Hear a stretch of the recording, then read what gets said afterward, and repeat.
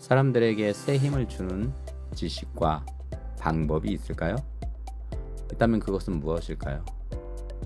건강에 필수적인 기본 지식과 그것을 직접 실행해 보는 것 아닐까요?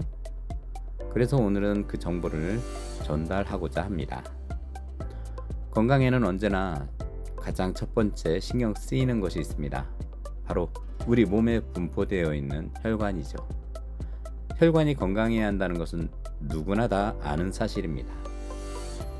성인 사람의 몸속에 있는 모든 혈관은 동맥, 정맥, 모세혈관 또는 미세혈관이라고 불리는 이 혈관은 끝에서 끝까지 연결하면 약 10만 킬로미터 정도 이른다고 합니다. 인체의 대부분은 모세혈관이 차지합니다. 모세혈관은 지름이 5에서 10 마이크로미터로 매우 작고 수가 수십억 개에 달하기 때문에 전체 혈관 길이 대부분을 구성합니다. 동맥과 정맥은 상대적으로 굵고 길이가 짧지만 몸속 혈액을 순환시키는 주요 통로 역할을 합니다. 이 긴 혈관망 덕분에 우리 몸 구석구석 세포 하나하나까지 산소와 영양소가 공급됩니다. 혈관이 막히거나 손상되면 해당 부위의 세포는 바로 에너지, 즉 영양 공급이 막히게 되기 때문에 그 세포는 소멸합니다. 특히 미세혈관은 원래 크기보다 더 많이 좁아지거나 없어지는 경우도 있습니다. 마치 좁은 산길과 같다고 표현하면 이해가 더 빠르실 수 있습니다. 산길은 다니지 않으면 사라지는 것처럼 미세혈관도 그렇게 사라진답니다. 그래서 혈관 건강이 곧 생명 유지의 핵심이라고 볼 수 있습니다. 우리 몸에서 가장 작은 이 미세혈관의 직경은 단 5에서 10 마이크로미터이며 머리카락 굵기의 100분의 1 수준밖에 되지 않습니다. 혈관벽은 두께가 0.5 마이크로미터 이하로 세포 한 층으로만 이루어져 있습니다. 그래서 산소와 영양소 그리고 노폐물이 쉽게 드나들 수 있죠. 적혈구가 겨우 한 줄로 통과할 수 있을 만큼 좁지만 바로 이 작은 통로로 우리 몸 구석구석을 살리는 길이 됩니다. 만약 이 미세혈관이 막히거나 손상되면 세포는 단 몇 분만 해도 죽을 수 있습니다. 즉 보이지 않을 만큼 가늘지만 생명을 지탱하는 진짜 핵심 통로입니다. 먼저 뇌의 미세혈관의 분포를 살펴볼까요? 뇌에는 1000억 개 이상의 신경세포가 존재합니다. 각각의 신경세포는 미세혈관에서 산소와 영양을 공급받습니다. 실제로 뇌의 모세혈관은 머리카락보다 훨씬 더 조밀하게 얽혀 있으며 이를 통해 뇌는 마치 초고속 도로망처럼 끊임없이 에너지를 공급받습니다. 특히 뇌는 포도당을 주요 에너지원으로 사용하기 때문에 혈류 공급이 몇 초만 차단돼도 어지럼증이 오고 그것이 몇 분간 지속되면 뇌세포가 회복 불가능한 손상을 입게 됩니다. 따라서 뇌 건강을 유지한다는 것은 곧 미세혈관 건강을 지킨다는 뜻과 같습니다. 우리의 기억, 감정, 사고력까지 모두 이 작은 혈관의 흐름 위에서 작동하는 것이죠. 이번에는 심장의 미세혈관 분포를 살펴볼까요? 심장은 우리 몸에서 피를 보내는 펌프 역할을 합니다. 하지만 아이러니하게도 심장 자신도 피와 영양분을 공급받아야 살 수 있습니다. 이를 담당하는 것이 바로 관상동맥과 그에서 뻗어나오는 미세혈관입니다. 심근 세포 하나하나에 모세혈관이 붙어 있어야만 심장이 24시간 쉴 새 없이 뛰어줄 수 있는 것이죠. 만약 이 혈관이 막히면 협심증, 심근경색 같은 치명적인 질환으로 이어집니다. 즉, 심장은 단순히 피를 공급하는 기관이 아니라 스스로도 미세혈관에 절대적으로 의존하는 장기입니다. 여기서 중요한 포인트. 자, 이제 그렇다면 이러한 미세혈관으로 어떻게 영양분을 제대로 공급할 수 있을까요? 우리가 먹는 음식은 크게 단백질, 탄수화물, 지방 등으로 나뉩니다. 이 영양소는 거대한 분자입니다.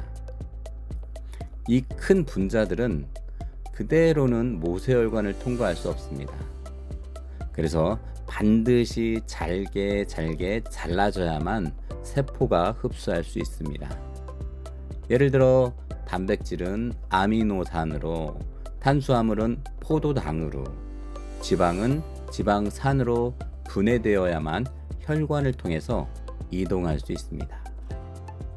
이 과정이 없다면 아무리 좋은 음식을 먹어도 실제로는 세포에 도달하지 못하고 그냥 배출되어 버리겠죠.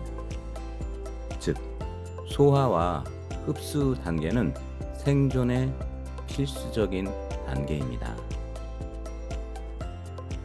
우리에게 필요한 게 무엇인지 감이 잡히시죠? 바로 음식의 분해입니다. 음식은 입으로 들어와 입에서 치맥과 섞이면서 1차로 분해됩니다.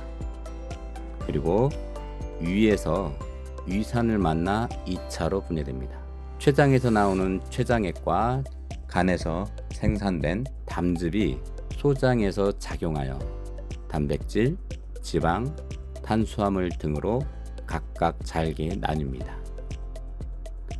위산은 단백질을 분해하고 췌장 효소는 전분을 포도당으로, 지방을 지방산으로 나눕니다. 우리 소장에 있는 흉털 안쪽에는 모세혈관이 촘촘하게 자리 잡고 있습니다. 이렇게 잘게 분해된 영양소가 바로 흉털, 소장의 흉털을 통해서 흡수됩니다. 이 과정을 이해하면 왜 소화기관과 혈관이 하나의 연동 시스템인지 알 수 있죠. 이렇게 결국 음식은 세포가 먹을 수 있는 크기로 변해야만 모세혈관을 통해서 전신에 전달될 수 있는 것입니다. 음식을 잘 분해하기 위해서는 효소가 필요하다는 것을 다시 한번 상기하게 되는군요. 효소와 호르몬 분비는 나이에 따라 크게 달라집니다. 20, 30대에는 효소 분비가 왕성합니다. 그래서 음식을 먹어도 소화 흡수가 빠르고 효율적이지요. 하지만 40, 50대에 들어서면 효소 분비가 점차 감소합니다.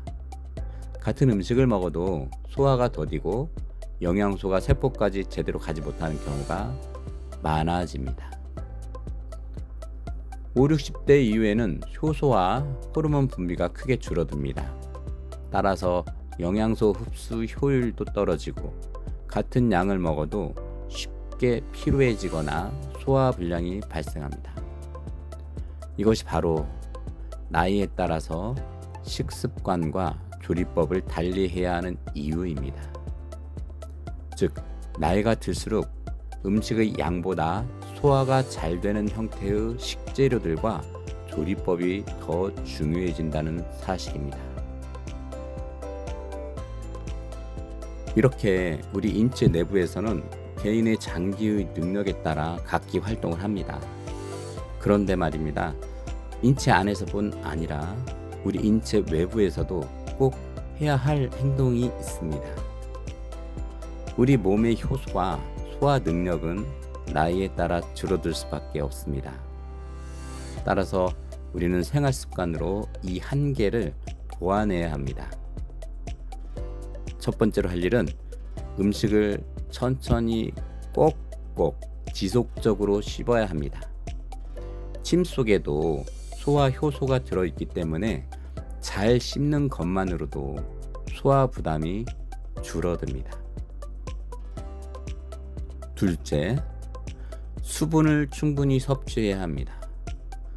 물은 음식물 이동과 영양소 흡수에 중요한 매개체 역할을 합니다. 셋째, 가벼운 운동을 꾸준히 해야 합니다. 운동은 혈액순환을 원활하게 하여 미세혈관이 제 기능을 하도록 돕습니다. 운동을 하지 않으면 미세혈관이 다치게 되는 경우가 많아집니다. 그럼 어떻게 되겠어요? 큰일 나겠죠? 넷째, 건강한 조리법을 선택해야 합니다.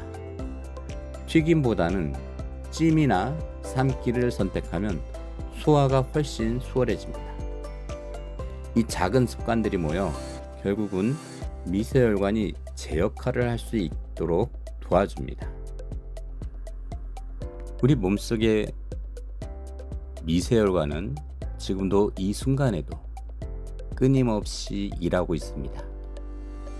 눈에 보이지 않을 만큼 작지만 우리 그리고 여러분의 생명을 유지하는 핵심 통로입니다.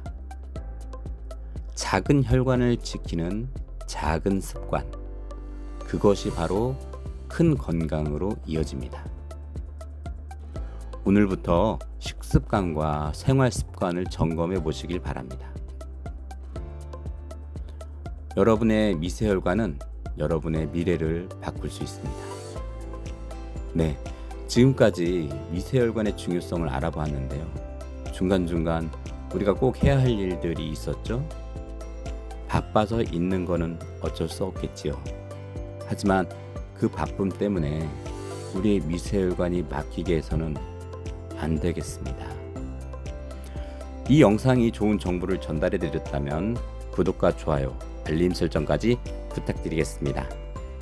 그럼 다음에 다시 더 좋은 정보로 다시 찾아뵙겠습니다. 안녕히 계십시오.